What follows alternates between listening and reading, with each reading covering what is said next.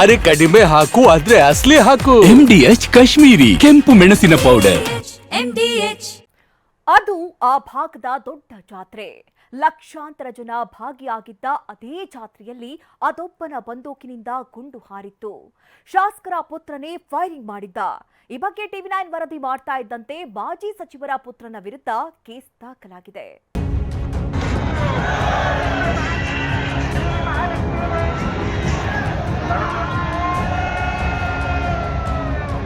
ಎಲ್ಲೆಲ್ಲೂ ಹಳದಿ, ಎಲ್ಲೆಲ್ಲೂ ಭಂಡಾರ, ಹಳದಿಯಲ್ಲೇ ಬೆಂದೆದ್ದಿರೋ ಭಕ್ತ ಸಾಗರ.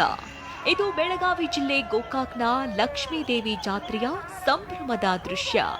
ಆದ್ರೆ ಇದೇ ಜಾತ್ರೆಯಲ್ಲಿ ಮಾಜಿ ಸಚಿವರ ಪುತ್ರ ದೌಲತ್ತು ತೋರಿದ್ದಾನೆ.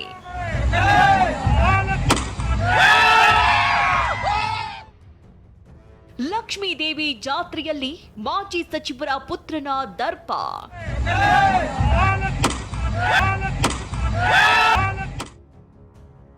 ಗಾಳಿಯಲ್ಲಿ ಗುಂಡು ಹಾರಿಸಿದ ರಮೇಶ್ ಜಾರಕಿಹೊಳಿ ಪುತ್ರ.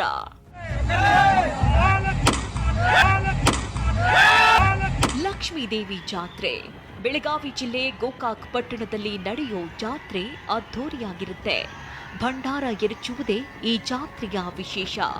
ಸಾವಿರಾರು ಜನ ಭಾಗವಹಿಸಿದ್ದ ಇದೇ ಜಾತ್ರೆಯಲ್ಲಿ ಮಾಜಿ ಸಚಿವ ಗೋಕಾಕ್ ಹಾಲಿ ಶಾಸಕರ ಪುತ್ರ ದರ್ಪ ತೋರಿದ್ದಾನೆ. ಪೊಲೀಸರ ಸಮ್ಮುಖದಲ್ಲೇ ಗಾಳಿಯಲ್ಲಿ ಗುಂಡು ಹಾರಿಸಿದ್ದಾನೆ.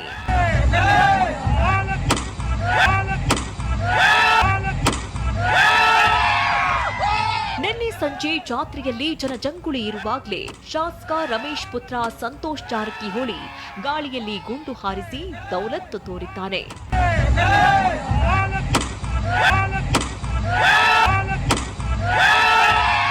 ಇದೇ ವಿಡಿಯೋ ಸಾಮಾಜಿಕ ಜಾಲತಾಣದಲ್ಲಿ ವೈರಲ್ ಆಗ್ತಾ ಇದ್ದಂತೆ ಆಕ್ರೋಶ ಹೆಚ್ಚಾಗಿತ್ತು. ಇಷ್ಟಾದ್ರೂ ಪೊಲೀಸರು ಯಾವ ಕ್ರಮ ಕೈಗೊಳ್ಳದೆ ಇರೋದು ಪ್ರಶ್ನೆ ಮೂಡಿಸಿತ್ತು.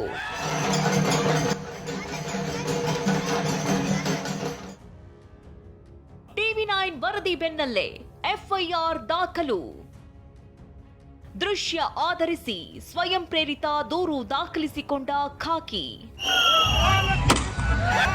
ಶಾಸಕ ರಮೇಶ್ ಜಾರಕಿಹೊಳಿ ಪುತ್ರ ಸಂತೋಷನ ದೌಲತ್ತು ಬಗ್ಗೆ TV9 ವರದಿ ಪ್ರಸಾರ ಮಾಡ್ತಾ ಇದ್ದಂತೆ ಪೊಲೀಸರು ಅಲರ್ಟ್ ಆಗಿದ್ರು.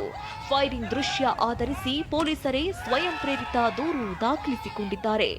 ಗೋಕಾಕ್ ಶಹರ ಠಾಣೆಯಲ್ಲಿ FIR ದಾಖಲಾಗಿದೆ ಅಂತ ಬೆಳಗಾವಿ SP ಭೀಮಾಶಂಕರ್ ಗುಳೀದ್ ಮಾಹಿತಿ ಕೊಟ್ಟಿದ್ದಾರೆ.